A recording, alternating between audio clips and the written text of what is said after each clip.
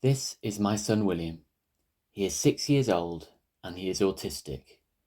He doesn't speak, but he finds ways of communicating his desires and is living a full and happy life. He gains joy from sensory experiences, such as running and climbing, or playing with water. William seems content with his life, but he has had, and continues to have, many struggles. These include major life-limiting challenges due to his autism, as well as a battle with epilepsy and consequences of agitated behaviour such as biting and scratching.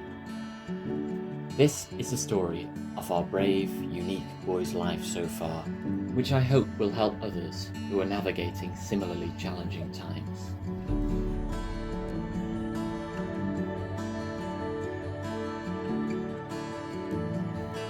William was very much one of a kind as a baby. He didn't like to be still at all. My wife would take him to some baby classes, massage, music classes, etc. And I remember her saying that in those, all the other babies would just be happy looking at their parents, whereas William always wanted to be on the move and to be somewhere else, doing something else and getting some kind of stimulation. He also had very early intense interests in particular programs and would be obsessed with watching these over and over again. William's unique way might in fact have been an early sign of autism. His demand for very specific entertainment as a baby could be an example of the intense, restricted interests that are commonly seen in autistic people. That need to be on the move all the time might also point to differences in William's brain. Specifically, it could signal undersensitivity to a sense few people have heard of, called proprioception. This sense relates to our posture, weight, and movement, which together inform us of our body's position in space. People who are undersensitive to this sense tend to seek out ways of experiencing it, perhaps so they feel more grounded. The so-called proprioceptive input they look to gain might include sensations of their own weight from climbing or balancing, and joint pressure from running or jumping. These sorts of behaviours are called sensory seeking, which William definitely showed early signs of. Yes, I remember once when we were down staying with Paul and family in the West Midlands, we decided to go to the Botanical Gardens in Birmingham, which is very, very nice. Had a lovely walk. William, Paul and myself, we went out onto the green grass lawn area, and William came with us. Now at that stage, William was learning to walk, I suppose. He would toddle along for a couple of yards, fall on his backside, a couple more yards, fall again, a couple more. That was William then. But then, suddenly, for no apparent reason, William got up, took off down the slope, 20-25 yards. Usain Bolt would have been very, very, very pleased with the result. At the bottom, he fell on his face. We thought that was it. No, William picked himself up and continued another for 20 yards or so. I think this was probably the very start of William's very athleticism. His prowess on trampoline, wall bars, running along rough ground, etc., etc. But certainly we were totally amazed. Paul's mouth just stayed open, and I looked up towards the cafe, and Mum and Grandma were also equally amazed. But that was William. William's early autistic traits developed as he got older, although he still enjoys many sensory-seeking activities, and he is still fascinated with some of the same entertainment programs. He now also shows a fascination with numbers, letters, and shapes, and would name a lot of these when he was between the ages of 2 and 4. What's this? Over the last few years, William has undergone a regression in his language, meaning he has lost the words he used to have. This can also be common in children with autism, although it is a bit of a mystery why it occurs. William still seems to possess the understanding of language he once had, and will listen and respond to our requests, sometimes. Are you ready to go? Get dressed. William's autistic traits mainly became apparent when he was a toddler. During his early life, we had no real concerns, as he was developing in line with his peers, despite his notable quirks. That was until he reached the age of about 6 months. At this time, a sudden change came over him, and he stopped babbling. I had been away for a trip with work for a week or so. When I left, William had been his communicative self, making lots of eye contact, babbling, responding to our voices. But when I came back, he was different and much quieter. It almost seemed like he was low and withdrawn, so I chalked it up to maybe being a reaction to the confusion of me being away. However, it soon became clear that there was something much more serious going on. Soon after William's babbling stopped, we began to notice him having little twitches on waking from sleep. My wife found some videos online about a condition called infantile spasms. This is an extremely serious type of epilepsy that occurs in babies and often leads to brain damage. Over the next few days, it became apparent that William might indeed have infantile spasms. We took him to our local A&E department, half expecting and hoping to be turned away for being paranoid parents. But we were taken seriously. I had captured a video of one of William's episodes, which we were invited to show to a nurse, then a doctor, then a neurologist. We were told that William was likely to have infantile spasms and were booked in for him to have an emergency brain scan during the next available slot. This was on a Saturday, and William had his scan on the following Monday morning, before starting a course of heavy medication for his seizures that afternoon. Thankfully, this cured William's seizures as quickly as they had started, and after a devastating few days, we began to see some light. But a few months later, his seizures returned. This time they weren't as serious and were less likely to be causing damage. However, they also became more resistant to medication. The result was that for the next 2 years, William had sets of seizures on most days. There was a potential solution. Scans of William's brain suggested that his seizures might originate from an area called the left temporal lobe, which makes up about 10% of the brain and is located above the ear. We were told that surgical removal of this part of the brain would yield around a 50% chance of seizure freedom for William. This sounds like a drastic option, but at William's young age it was likely that his brain would reorganise itself to completely compensate for this loss, without adverse effects. We agreed to the surgery, which William would have just before his 3rd birthday. However, as the time approached, we became more nervous about the procedure. There was a small chance that William could have a stroke because of the surgery, and a smaller risk to his life, but we would never choose to gamble with these stakes, regardless of the odds. William was okay with being in hospital because he didn't really understand what was going to happen to him. But the worst bit for me was when he realised that something wasn't quite right. This happened when the medical team came to take him to surgery. He was agitated. I tried to comfort him and he just clung to me. He wouldn't lie in the bed to be wheeled through to the operating theatre, so I had to carry him. And walking through those big doors to the theatre was tough, because we knew that we were choosing to put him through this. Thankfully, William bounced back amazingly from the surgery and was running around the hospital as soon as his sedatives wore off. Unsurprisingly, he was discharged earlier than was initially expected, and he continued his strong recovery at home. His speech even began to improve in the weeks following his ordeal. Oh dear, fall down. However, the return of his seizures was always a worry, and sure enough, after a few months, these surfaced again. The next recommended surgical step was a disconnection of the entire left side of William's brain, a procedure called a hemispherotomy. This time the surgery would lead to physical disability, caused by one-sided weakness, as well as partial loss of his field of vision. While this is a very necessary procedure for some individuals, the idea of William losing the physical prowess he enjoyed so much didn't sit right with us. We began to explore other forms of seizure management. One fascinating area of research I came across was the effect of playing Mozart's music on seizures in children.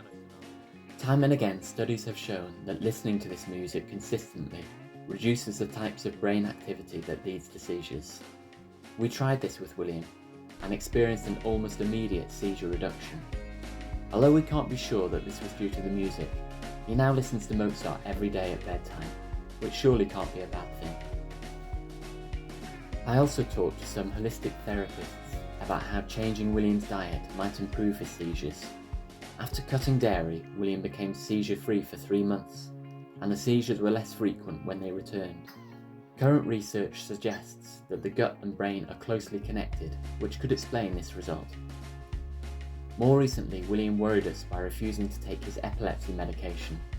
Regardless of whether this was crushed, mixed with food or drink, or given with a tasty treat, he simply wouldn't have any of it.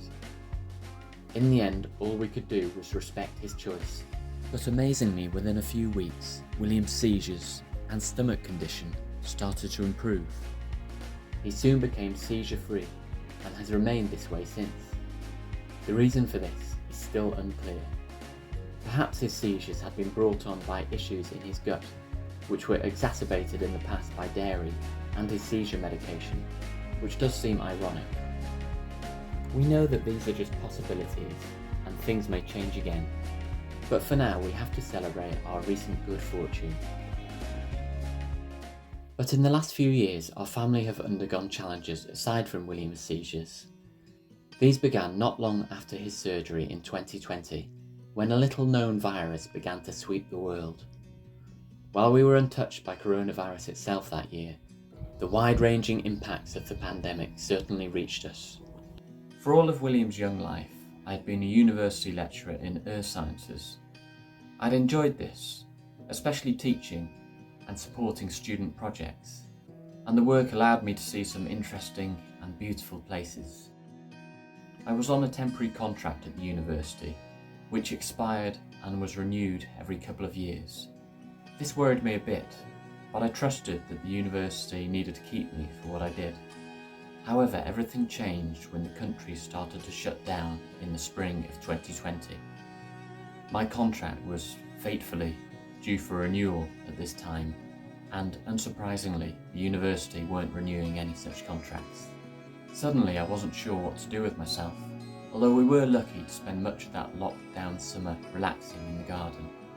And by the time autumn came around, I'd decided to retrain as an engineer by completing a master's degree at the university I'd worked for until just a few months previously. However, it was at this time that William, who was now 3.5 years old, started to have trouble at nursery.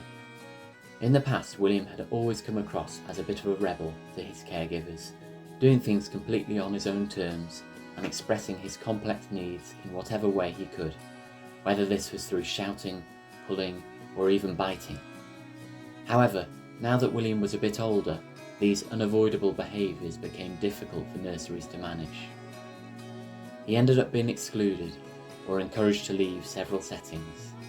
I supported him at home during these periods, as my wife is a teacher and has little flexibility in her working day. Finally, we found a nursery that specialised in supporting children with additional needs, in which William was more settled. We also began the process of completing William's autism assessment and then arranging for him to have an education, health and care plan called an EHCP, which would provide details of the support he needed at school.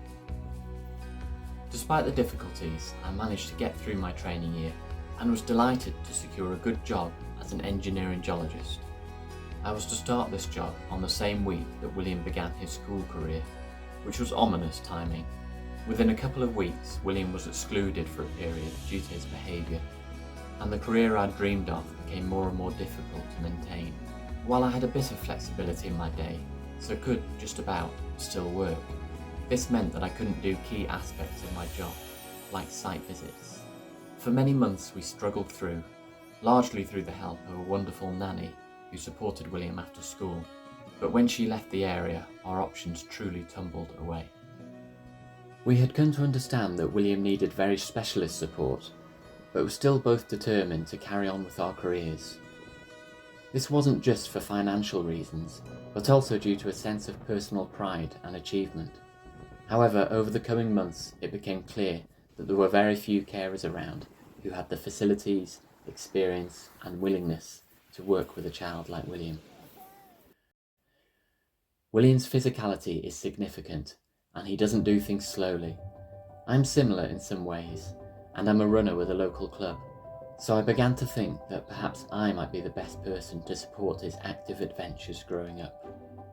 Last spring, Paul and I had many conversations about the predicament they were in, about finding a replacement for William's childcare. Paul had always been very honest about William's behaviour and needs, and several times they thought they had got the right person, only to be disappointed when they came back to them and said sorry, they didn't think that they were up to the challenge. This was a very difficult time. There was a lot of stress and uncertainty in their lives. Over time, I came to realise that Paul should be the one to do it. I was initially worried about that because Paul had worked very hard at his career and I worried about the effect that would have on him. However, one evening, when we're having one of our many conversations about William, I found myself saying to Paul that he should do it, that William needed him, that William needed the stability in his life. It was a very emotional conversation for both of us. I also knew that Paul could use the situation to promote autism and to ultimately help families that are living this life in whatever way he would choose. Leaving my career felt freeing. Suddenly, I no longer needed to worry about those days off school impacting my work. And soon we found something unexpected that we could contribute to together. This was a TikTok page called the Autism Adventure. At first, I considered this just as a space to showcase William's bold tendencies, which perhaps a few friends and family would enjoy. However, before long, it became clear that a wide range of people appreciated our content. Our focus evolved into providing support and encouragement for many of these people, as well as making autism more visible and understood. Providing this support has become a full-time occupation, and we have expanded our mission through creating a support hub called the autismadventure.co.uk, where others can share, connect, and learn about autism. We're also now on YouTube, where we'll be sharing longer, more informative videos like this one, as well as Facebook and Instagram. In contrast to previous careers I've had, this work now feels like it's in harmony with William and his needs. I just hope it helps others to feel less alone. Despite all the positive recent changes, we undoubtedly still face challenges in our daily lives. Last autumn, William and family were staying with us in North Wales for a few days holiday. And one morning we decided to go to the beach. Everybody was in the hall.